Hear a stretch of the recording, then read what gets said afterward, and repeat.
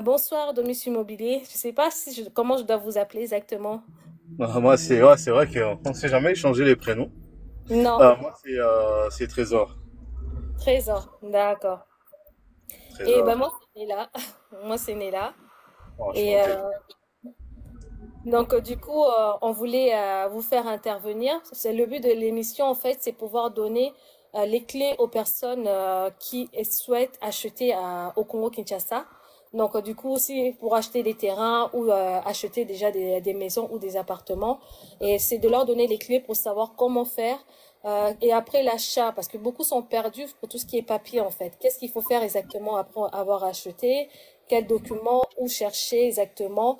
Ou aller quelle porte toquer pour pouvoir se régulariser et être aux normes par rapport à la loi congolaise.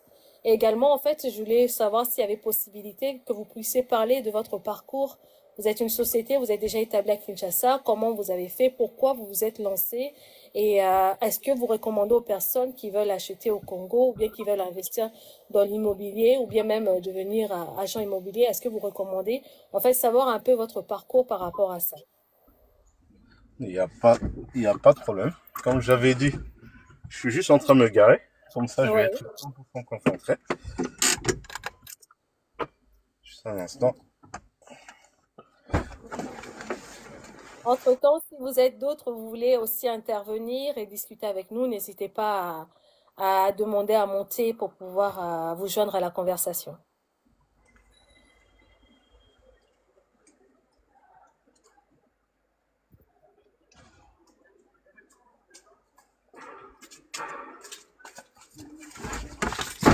Voilà. Bonjour tout le monde, hein. Bonjour à ceux qui nous rejoignent. On est en train de parler d'immobilier au Congo-Kinshasa. Donc, on est avec la société Domus Immobilier qui va nous donner différentes infos et différentes choses, qui va nous parler de leur parcours et également comment se lancer dans l'immobilier, comment bien acheter au Congo et comment faire pour être aux normes au niveau de la loi. Donc, du coup, on vous écoute. Bonsoir, bonsoir tout le monde. Donc, donc, du coup, je commence par quoi? Alors, bah, déjà, votre parcours, pourquoi vous vous êtes lancé dans l'immobilier au Congo-Kinshasa? Qu'est-ce que vous faites exactement? Qu'est-ce que votre société fait exactement? Et depuis quand vous êtes installé là-bas? Et comment est-ce que vous faites pour trouver vos terrains? Parce qu'on met pas mal d'annonces de vous sur notre chaîne. Et comment vous faites et tout. Voilà. Votre petit parcours, quoi. D'accord. Donc, du coup, bah, nous, c'est Domus Immobilier RDC. Je suis le fondateur et le directeur de l'agence. Je m'appelle Trésor, je suis congolais d'origine, né, grandi à Paris et depuis maintenant 2 ans, on s'est lancé dans l'aventure entrepreneuriale au Congo, euh, dans l'immobilier. Bon, avant ça, personnellement, je me suis lancé sur d'autres niches, mais je me suis retrouvé dans l'immobilier par accident. Alors, je vais rentrer directement dans le vif du sujet. J'ai essayé d'acheter un bien immobilier au Congo. Donc, j'ai parcouru plusieurs agences, enfin, les commissionnaires qui se trouvent un peu dehors là, comme il y a ça de coutume au Congo. Et j'avais du mal un peu à trouver un bien. Et quelques temps après, je reçois un appel d'une personne qui me dit qui est un agent immobilier, que j'ai été passé auprès d'eux pour leur solliciter un bien immobilier. J'ai dit d'accord. Donc comme j'avais fait à peu près beaucoup d'agences, je me rappelais plus exactement avec qui j'ai discuté, etc. Donc je leur dis d'accord. Ils m'ont dit ouais, il y a une super offre, il y a une maison à vendre dans la commune de Kinshasa. Le prix était très intéressant. Le prix c'était 40 000 et s'ils voulaient, vous pouvez venir visiter et ensuite on peut voir. Je lui dis 40 000. commune de Kinshasa. Il me fait, ouais, 40 000 parce que le propriétaire a un peu des difficultés et faudrait venir voir, etc. Et puis vous allez apprécier. Donc, je prends rendez-vous avec les agents. On se rend sur l'emplacement de la parcelle. Je vois une parcelle qui était plutôt bien. À l'intérieur, il y avait trois petits studios avec des locataires à l'intérieur. Et bah, je demande aux locataires, est-ce que le bien est à vendre? Les locataires me disent oui, oui, oui, le bien est à vendre et tout ça. Donc j'avais déjà une confirmation que c'était bien à vendre. Ensuite, je me dis, ah, mais 40 000 quand même, ça paraît quand même peu cher. Vu la zone de Kinshasa, on est quoi, à 5-10 minutes maximum de la Gombe. Donc ça paraît quand même peu cher. Donc du coup, je fais appel à un avocat. Je dis, il y a un bien qui m'intéresse, c'est 40 000. J'ai des doutes quand même.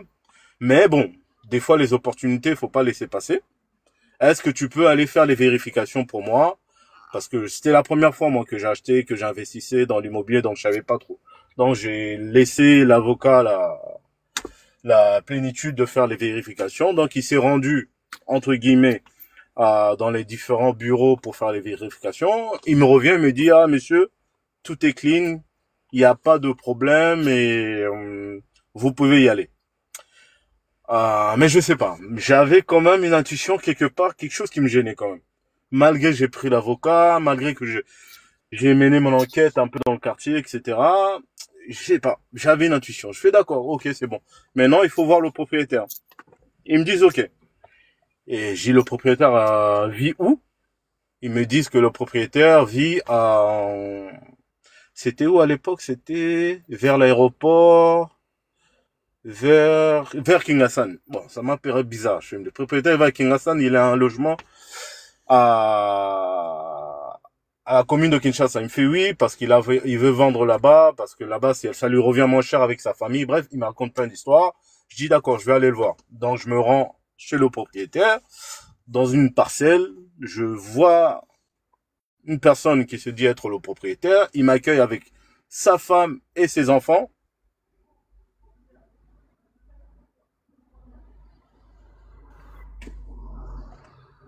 Allô?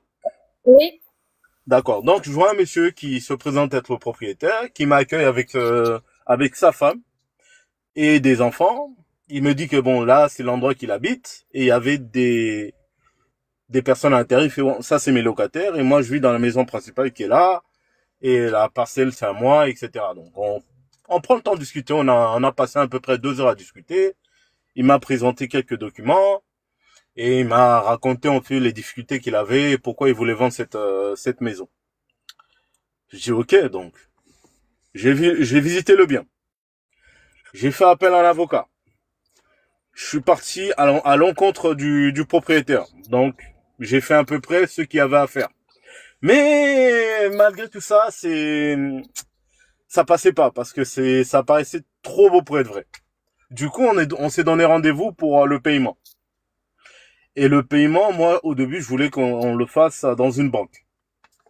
Et il m'a dit non, dans une banque, lui, il veut pas parce que s'il met l'argent dans la banque, comme il a des dettes, ils vont saisir l'argent et il pourra pas profiter de son argent. Donc, rendez-vous à la maison, là où on s'est rencontrés, pour faire le paiement. Ok.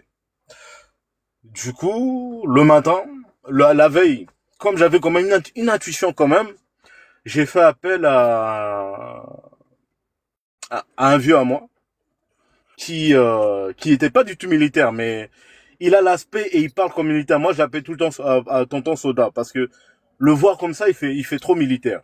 J'ai dit, est-ce que tu peux être avec moi? Toi, comme tu fais militaire, comme policier, tu vas être là, tu vas être comme un policier. Tu ne parles pas, reste comme t'es. Ça, il me dit pourquoi? Je fais non, non, viens, reste à côté de moi. Donc, il vient avec moi, plus l'avocat, et on se rend à l'endroit. Et une fois garé devant la maison, je dis, moi, je rentre pas. Toi, rentre dans la parcelle, regarde un peu ce qui se passe, et ensuite, si tu vois que tout est ok, tu reviens vers moi et je rentre. Et je sais pas si j'ai été guidé par quoi, Et il sort de la voiture. Quand il sort de la voiture, directement, les deux commissionnaires qui m'avaient présenté la personne, qui était déjà là, ils l'ont vu au loin, ils ont commencé à courir. Ah, Ils ont- Et sur le coup, moi, je réalise pas. Je me dis, mais pourquoi ils courent? Ils ont commencé à courir. Et du coup, je commence à les appeler, ils répondent pas. Il rentre dans la parcelle, il me dit, il y a personne dans cette parcelle. Moi, je fais, comment il y a personne? Il me dit, il y a personne dans la parcelle. L'avocat, il rentre dans la parcelle aussi, il me dit, monsieur, il y a personne. Moi, je fais, comment il y a personne? Hier, j'étais là. Et je rentre dans la parcelle, effectivement, il y a personne qui habitait dans cette parcelle. En fait, dans la maison qu'il a présentée, il y avait personne. Il y avait effectivement les locataires. Et je suis parti les voir. Je fais, mais hier, j'étais là, j'étais assis là avec des personnes, etc. Ils m'ont dit, ouais, non, mais cette maison appartient à personne. Je fais, mais comment ça se fait qu'hier, il y avait des gens ici? Ah ben, oh non, Bissoto habité. C'est bizarre. Et, en fait, ils ont loué, je sais pas à qui, cette maison juste le jour de la rencontre. Et je sais pas s'il a créé une femme et des enfants pour bien maquiller la chose. Et en fait, j'ai échappé à une escroquerie de $48 pour la première fois que j'ai essayé d'investir au Congo. Et c'est de là, en fait, qui m'a inspiré. Je me suis dit, ah, moi, j'ai eu de la chance parce que j'ai eu l'intuition qui me disait de ne pas aller tête baissée. Mais combien de personnes de la diaspora comme moi, qui ne connaissent pas, et qui n'ont pas de famille, et qui ne savent pas vers qui se tourner, peuvent subir la même chose que moi. Et le pire, c'est quoi? C'est que non seulement ils peuvent subir ça, mais ça peut les décourager à revenir investir dans notre pays. Je dis ça, c'est mal la pire des choses. Et de là, j'ai commencé un peu à chercher comment moi je peux intervenir face à ça et résoudre un peu ce problème parce que c'est un phénomène qui se faisait de plus en plus. Et de là est venue l'idée de faire une agence qui était au départ ciblée pour la diaspora qui voulait investir dans le foncier ou dans l'immobilier au Congo, avoir des certaines garanties d'investissement lorsque ça faisait.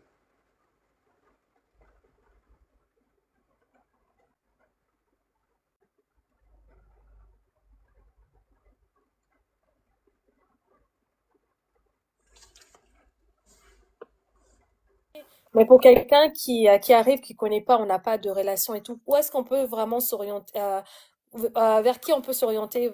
Est-ce qu'il y a, en fait, un endroit pour trouver des avocats qui puissent être fiables, qui puissent faire les contrôles comme il faut pour pouvoir faire ces contrôles dans l'immobilier? Parce on n'a pas tous cette tendance à faire appel à un avocat pour contrôler, pour savoir vraiment est-ce que le bien est vraiment en vente, est-ce qu'il n'y a pas, il y a pas quoi, il n'y a pas de problème par rapport à un bien. Bah, la meilleure des choses pour quelqu'un qui n'a pas de contact, bien sûr, c'est de faire appel à une agence. Maintenant, je vois qu'il y a plusieurs agences, mais non, après, essayer de regarder qui paraît le plus fiable comme agence. Non seulement agence, mais ensuite, il faudrait essayer de contacter un avocat. Mais pour trouver des avocats spécialisés dans le foncier et dans l'immobilier, il faut plutôt se rendre compte vers le conservateur. Vous allez dans la ville, n'importe quelle ville, n'importe quelle commune, dans la division du cadastre ou bien chez le conservateur titre immobilier. Vous lui demandez que vous avez besoin d'un avocat conseil dans le mobilier. Ils peuvent vous sortir une liste d'avocats qui sont spécialisés dans le domaine en fait. D'accord, ok. Ouais, voilà, ça c'est vraiment ça, c'est lorsqu'on on n'a pas forcément de contact. C'est la meilleure des choses à faire, c'est d'aller aux divisions du cadastre ou chez le conservateur pour prendre des informations. Ok.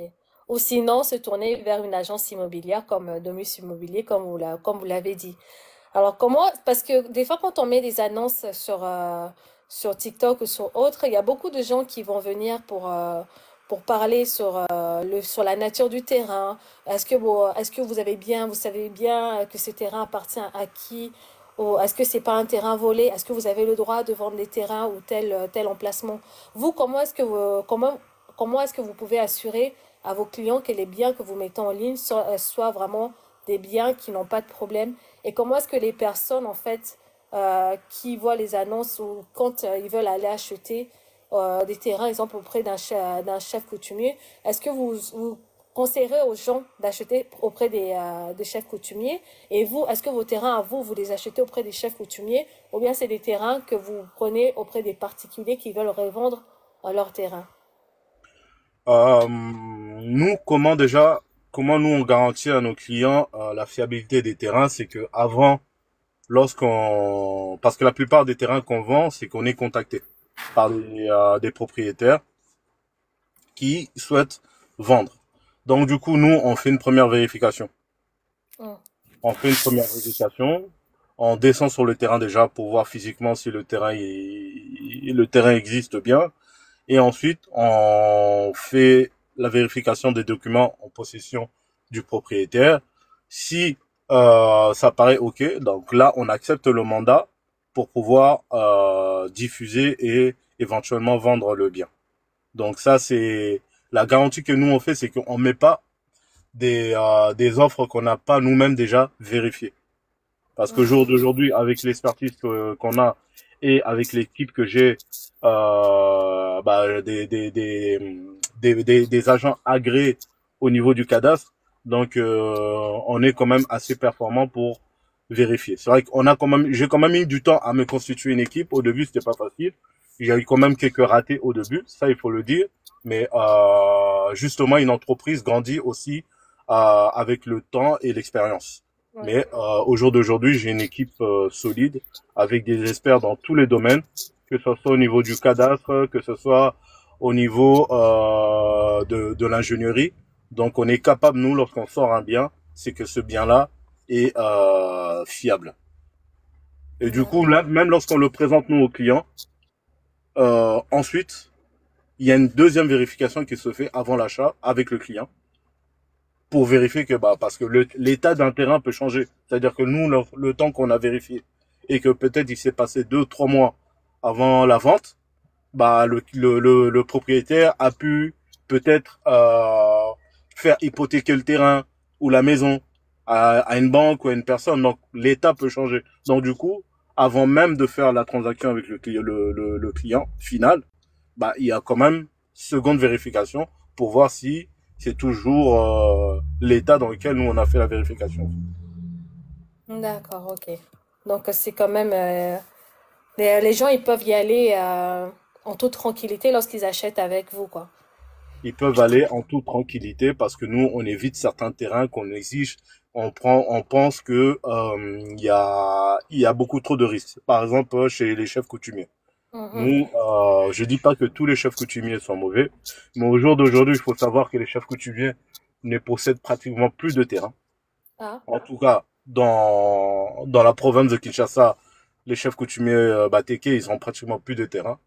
Les terrains, pour la plupart, qu'ils vendent, c'est soit parce que des gens qui ont acheté et qui ont délaissé, ils ont fait passer leur temps, le temps de contrat. Donc, du coup, ça leur revient. Mais les gens sont pas forcément au courant parce que, bon, je mélange un peu. C'est que les gens savent pas qu'il y a un délai lorsqu'on fait un achat d'un terrain et qu'il y a un délai pour la construction, oui. pour mettre en Mhm. valeur. Les gens ne savent pas. Et du coup, lorsqu'ils ne font pas ces démarches-là, le terrain, au bout de 3 ans, les chefs coutumiers, ils voient que le délai il est passé. Ils le remettent en vente. Une personne va l'acheter, mais la personne, le premier propriétaire, lui ne connaissant pas les lois, il va venir et ça va créer des conflits juridiques, etc. Donc, en gros, nous, on évite tout ce qui a trait avec les chefs coutumiers. D'accord, On ok. préfère acheter chez une personne ou chez une entreprise qu'auprès du chef coutumier. D'accord. Et c'est le conseil que je donne aux personnes qui sont pas forcément aguerries dans le foncier ou dans l'immobilier à Kinshasa. Vaut mieux, pour les premiers investissements, acheter auprès d'une personne physique. C'est mieux. D'accord.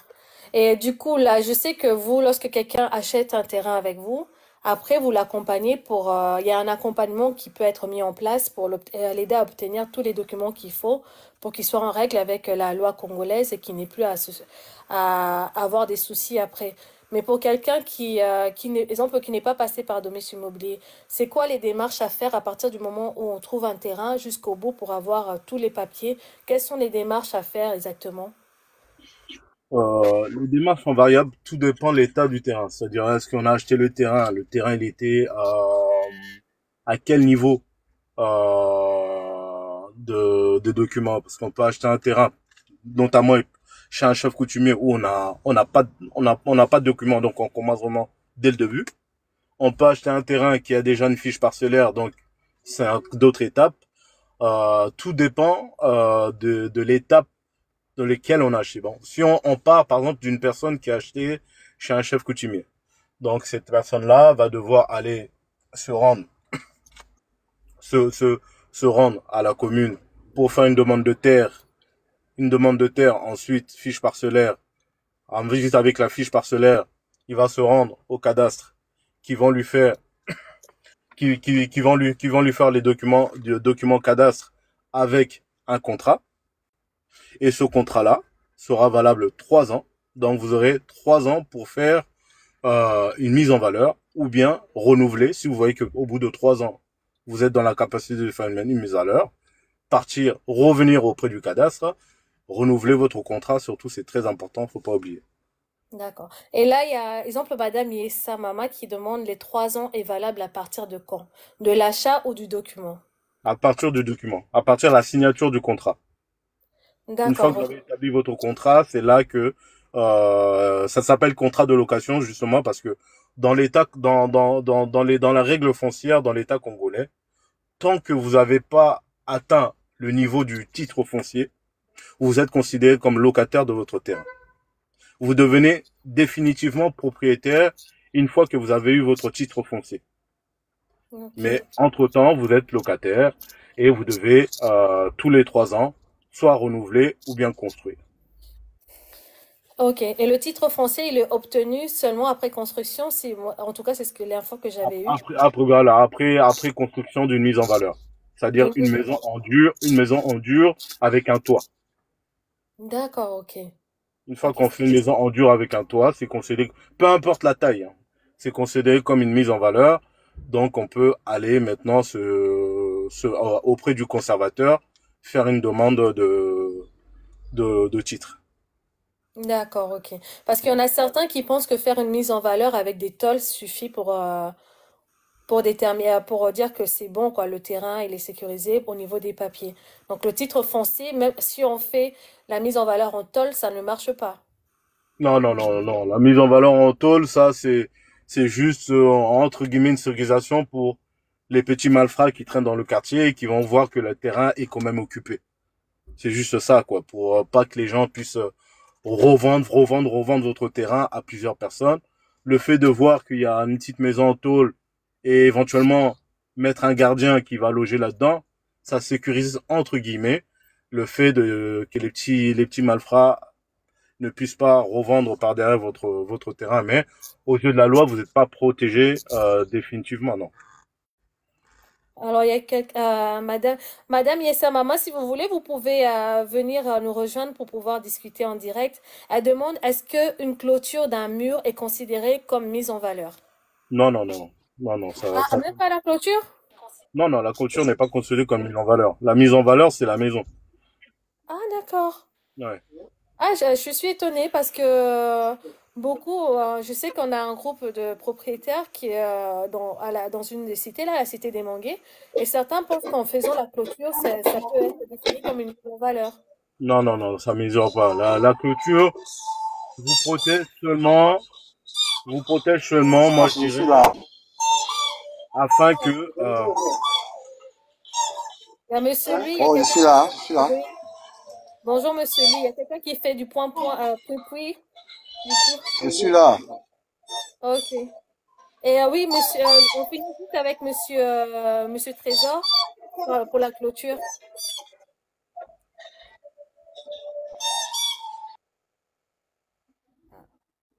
d'accord.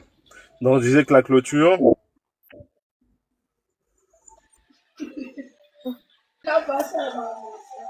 Hmm.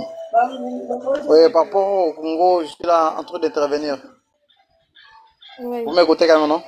Oui, oui, on vous entend. En fait, on voulait juste Vous finir m'écoutez? avec le trésor sur la clôture, en fait. Il parlait de la clôture. Alors, je voulais un peu argumenter comme ça. Veuillez m'excuser par rapport au réseau qui ne fonctionne pas bien. D'accord.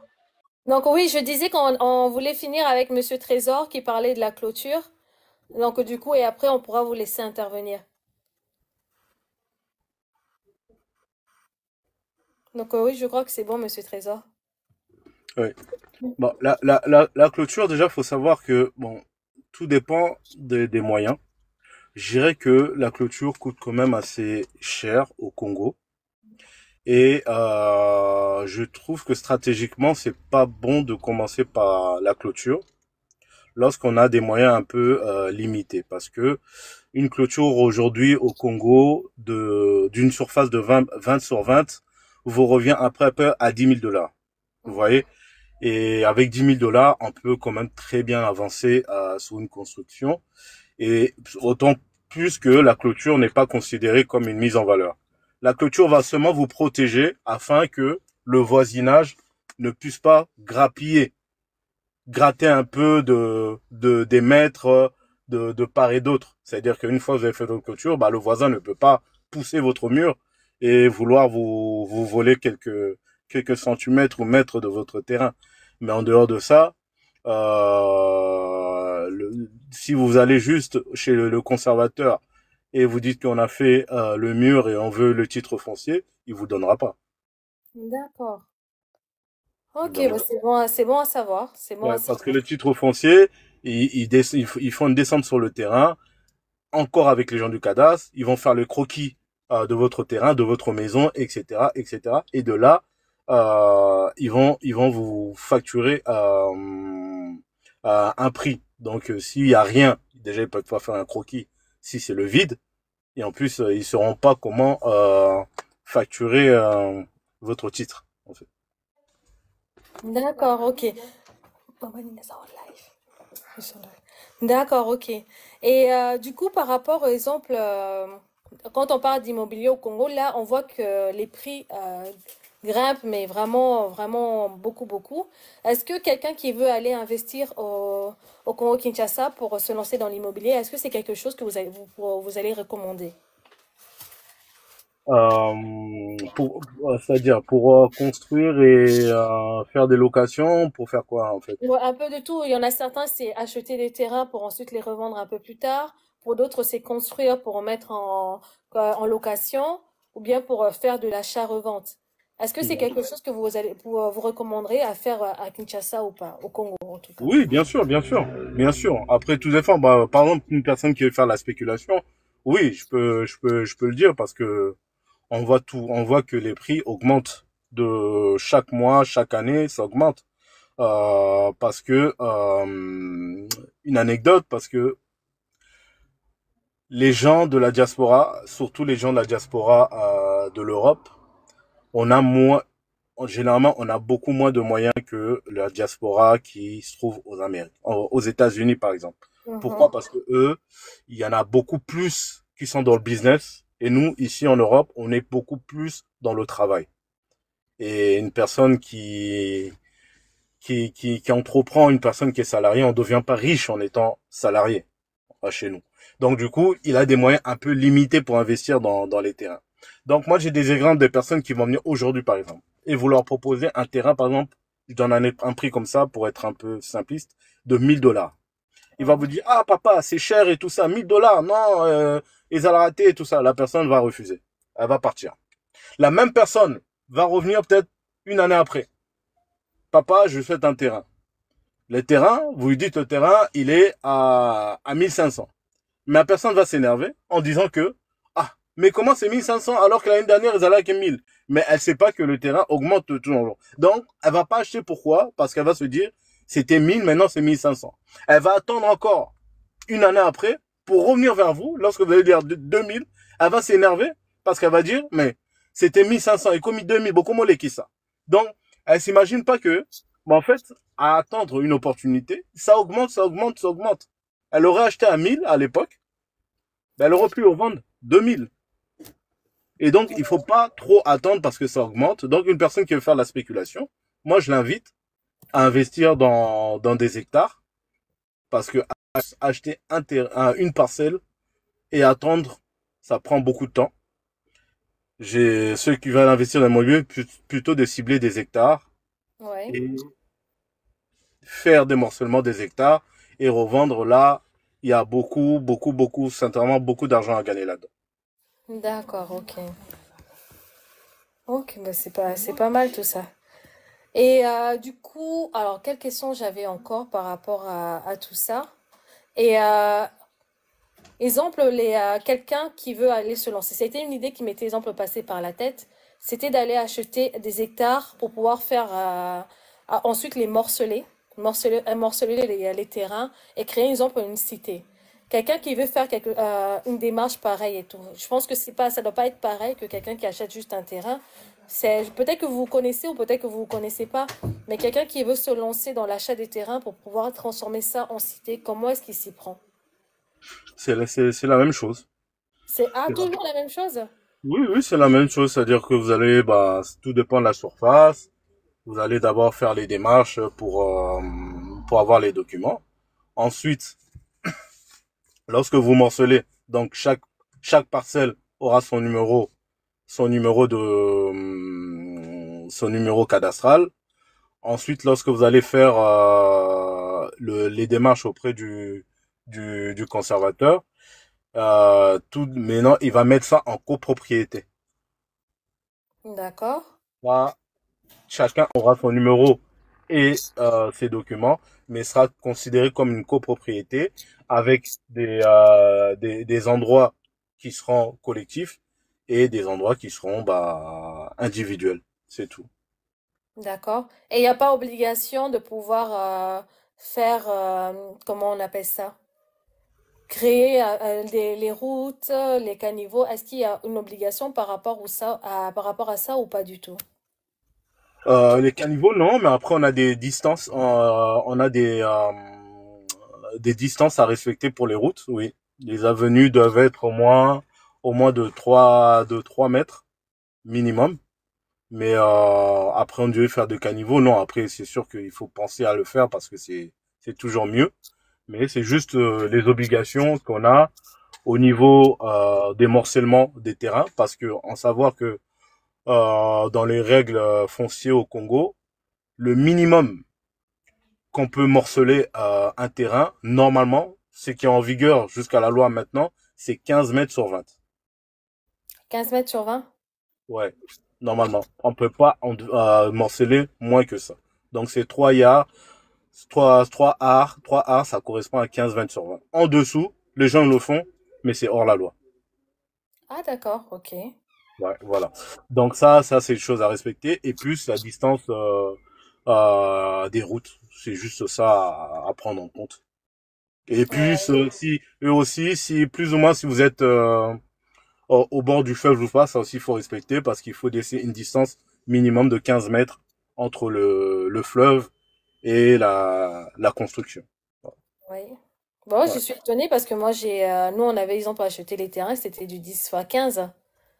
Oui, les gens ils le font.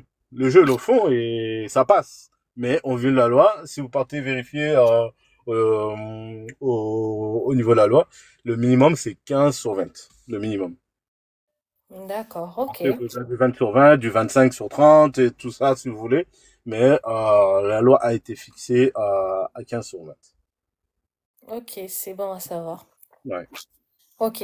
Et si on passe du coup de l'autre côté, c'est l'achat de, exemple, il y a ces derniers temps, ce que je vois beaucoup qui se fait en Côte d'Ivoire, dans d'autres pays, c'est se lancer dans dans la location, dans la sous-location. Est-ce que la sous-location, donc louer un appartement de quelqu'un, louer exemple sur l'année, de faire passer un accord avec le propriétaire sur l'année, retaper l'appartement, le meubler comme il faut, faire tous les travaux qu'il y a, et ensuite nous le mettre en location, par exemple sur Airbnb ou autrement. Est-ce que c'est quelque chose au Congo qui marche bien? Est-ce que vous recommandez et est-ce qu'il y a des lois qui peuvent protéger les personnes qui louent auprès des propriétaires ou il n'y a rien qui puisse nous protéger et que ça peut tourner au vinaigre?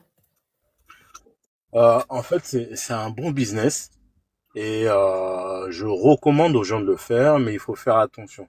Parce que là, vous parlez de s'il y a des lois, justement. Au Congo, on a des propriétaires, beaucoup sont quand même assez véreux. Ah, Et il n'y a pas une loi qui encadre l'augmentation du loyer jusqu'à présent. Donc, c'est pour ça que même j'attends là des nouveaux députés. J'en suis en contact avec quelques-uns pour essayer de faire à ce qu'ils puissent faire une proposition de loi pour encadrer l'augmentation de loyer. C'est un jour d'aujourd'hui, il y a un vide par rapport à ça. C'est-à-dire, un propriétaire n'a pas de limite d'augmentation du loyer.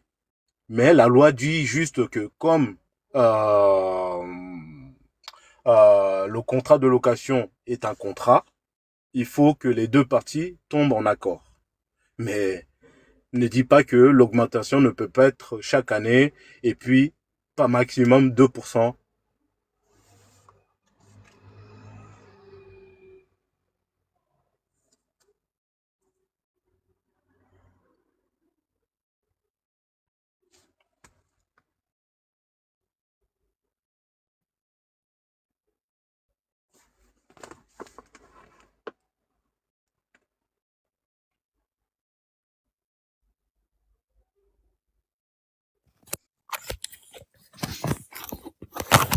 allô, vous m'entendez? Oui, là c'est bon. Encore, excusez-moi, c'était mon chargeur qui a posé problème. D'accord. Donc, il n'y a pas de limitation, genre, que l'État a fixé, par exemple, annuellement, le propriétaire peut augmenter, genre, maximum 2%, 5%, 10% le loyer. Il n'y a pas. Chez nous, un propriétaire peut passer de $200 à $500 s'il veut. Donc, il y a pas de limitation. Donc, ça met quand même, sur ce genre de business, l'entrepreneur en insécurité. C'est-à-dire que le propriétaire, ok, au début peut être d'accord avec vous, tu avances. Une fois qu'il voit que bah, le logement a été retapé et que ce business-là fait rentrer quand même un peu d'argent, il peut dire, ok, moi aujourd'hui, moi je veux que mon loyer, par exemple vous louez à 200, il dit que moi mon loyer, je veux à 500. Bien évidemment, vous allez refuser. Il dit, ah, ok, si vous refusez, bah faut sortir de mon logement. C'est-à-dire que vous n'êtes pas protégé face à ça. C'est pour ça que moi je voulais vraiment que les députés pour cette mandature qui arrive, ils puissent au moins accentuer sur ça, afin que les locataires puissent être garantis aussi de quelque part de l'augmentation du loyer. Comme chez nous, on peut pas passer de 1 000 € à 3 000 €, c'est impossible. Il y a un plafond qui est, c'est contrôlé. Et il faudrait mettre ça en place aussi à Kinshasa, parce qu'il y a beaucoup d'abus par rapport à ça. Eh oui. Ouais, il y a beaucoup d'abus. Et donc, moi, je dirais que pour ce genre de business, actuellement, pour le moment, c'est quand même risqué. Mais c'est un beau business, mais à l'image le mettre ça à l'échelle de notre pays, c'est quand même risqué. Ah, Ouais, ça. c'est quand même risqué parce que les propriétaires chez nous, c'est un peu compliqué. C'est compliqué. Ok. Et qu'est-ce que il y a, exemple les loyers au Congo, on parle des loyers qui sont hyper chers et tout. Comment, exemple, mis à part Airbnb, exemple, moi je suis tombée sur le problème où je devais chercher un logement au Congo. Est-ce qu'il existe des sites, mis à part Airbnb, mais des sites ou autres, des plateformes où on peut mettre en lien les particuliers avec les propriétaires pour pouvoir louer à des prix abordables? Parce que, exemple, Airbnb, c'est que des loyers qui sont hyper chers parce que c'est quand même des appartements qui sont quand même luxueux dans des quartiers, on va dire, dans des quartiers riches. Est-ce qu'il existe aujourd'hui au Congo des plateformes ou des sites où les personnes qui cherchent des logements peuvent aller pour trouver des biens qui puissent être corrects, où on est obligé de demander à la famille à gauche à droite pour pouvoir trouver un logement? Bah, il n'y a pas de site officiel.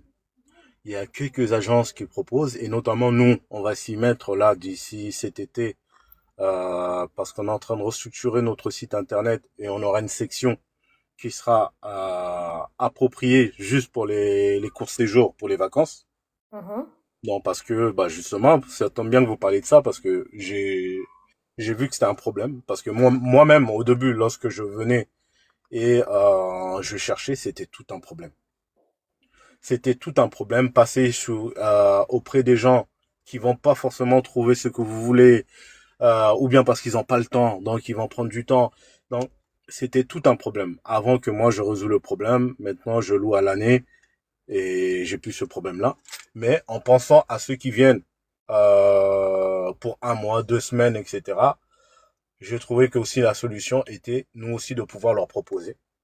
En connaissant un peu le goût de ce que la diaspora attend et les moyens qu'on possède, on va Mhm. vraiment essayer de cibler des offres qui soient quand même qualitatifs et aussi à des prix qui peuvent être raisonnables parce que voilà, l'argent commence se fait rare et Mm. tout le monde n'a pas le budget pour un mois prendre un appartement qui va coûter 1800 $, 2000 $, 1500 $. Donc on va lancer ça bientôt là, d'ici cet été, sur notre nouveau site là qui est en préparation, qui va être qui va révolutionner l'immobilier en RDC, disons. D'accord, ok. Parce on aura l'opportunité sur notre site de faire des visites virtuelles sur Ah, les ouais, donc parcourir les pièces, la maison. Donc ça sera vraiment quelque chose de bien. ça c'est sympa ça. Ouais. Ok, super. Bah, moi, en tout cas, j'ai les questions que je voulais vous poser, je les ai posées. Après, je sais pas si vous avez peut-être autre chose que vous voulez remonter par rapport à tout ce qui touche l'immobilier au Congo. Si vous avez un petit mot de la fin, peut-être, avant de clôturer. Ah, C'est- le petit mot, c'est que mon plaisir à moi, c'est de voir des jeunes issus de la diaspora revenir vers le Congo et investir. Parce que le plus important de ce que moi je vois, c'est que de plus en plus, on est en train de perdre. Quand je dis perdre, c'est peut-être trop, mais oui, mais je vais le dire quand même, de perdre nos terres. Parce que pendant que nous, on est en train de dormir en Europe ou en Amérique, les étrangers, ils ne dorment pas. Ouais, ouais. Ils achètent, ils achètent, ils construisent, ils construisent, ils construisent. Et Ah, on vous entend plus.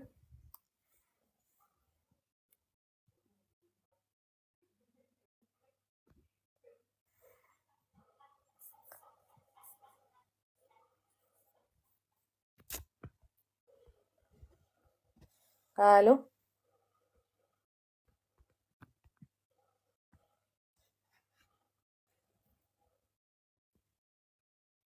Aïe. Ah, ça a coupé. Ça a coupé, ça a coupé. On était sur la fin du live. Je vais essayer de réinviter.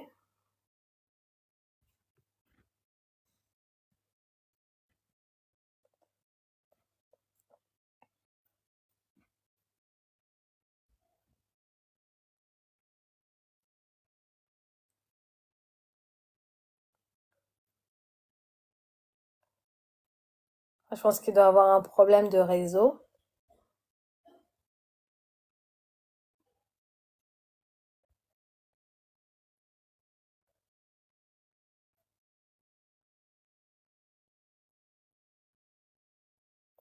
Est-ce que ça va passer?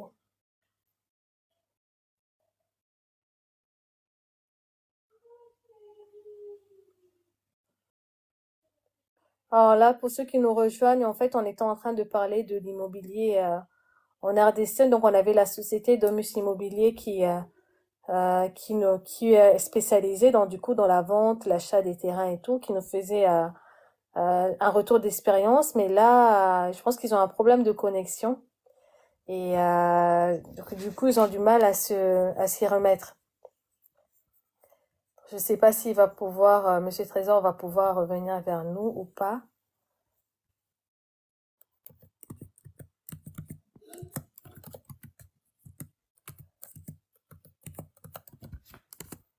Ah oui, alors, accepter, il revient.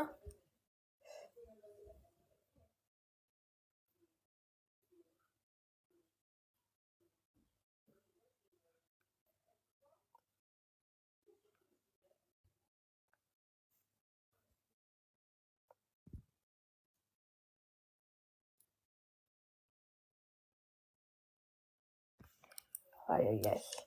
Ah, c'est dommage. Ouais, il semble avoir un problème de connexion. Oui, malheureusement. Bon, en tout cas, on a quand même. Et oui, monsieur Trésor et tout, oui, il y a un problème de connexion. Je comprends pas, mais en tout cas, vous avez pu vraiment déjà un peu nous expliquer tout ce qu'il fallait. C'était le mot de la fin qui manquait. Et il y a madame, est-ce que tu peux lui demander s'ils ont des terrains à vendre à Kisantu? Je n'arrive pas à monter. Ah là là. À Kisantu. Alors peut-être que monsieur Trésor peut vous en... Ah, vous n'avez pas assez d'abonnés, mince. Euh, ok.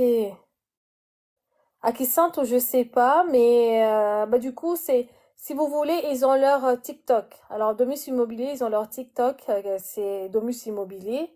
Et si vous allez dans mes abonnés à moi, vous allez pouvoir retrouver également leur TikTok et leurs coordonnées. Sinon, n'hésitez pas à m'envoyer un message en privé, je pourrais vous transmettre leurs coordonnées directement pour leur poser la question.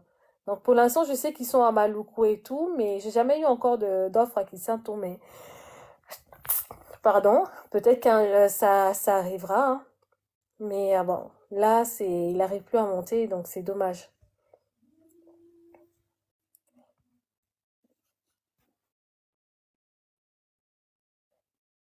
Alors, il répond, c'est qu'ils sont au non pour le moment, nous restons focalisés sur la province de Kinshasa. Donc, voilà. Donc, voilà. Ben, écoutez, bon, en tout cas, ben, je pense qu'on va pouvoir, en fait,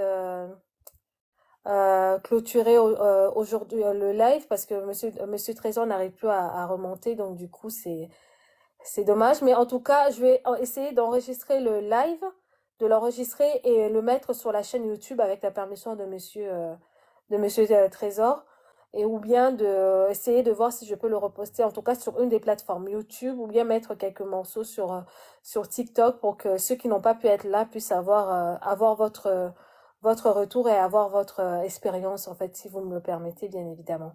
Donc, du coup, on va clôturer le live là. Ah oui, on va le refaire, oui. Merci beaucoup. En tout cas, d'être venu partager votre expérience. Merci beaucoup. Et je sais que vous êtes arrêté au bord de route pour pouvoir être là avec nous. Merci de tout cœur. Et on se dit à bientôt. Et on se dit à bientôt. Et pour ceux qui ont des questions, n'hésitez pas à poser des questions sur son message ou aller directement sur leur page TikTok pour pouvoir avoir les réponses que vous souhaitez.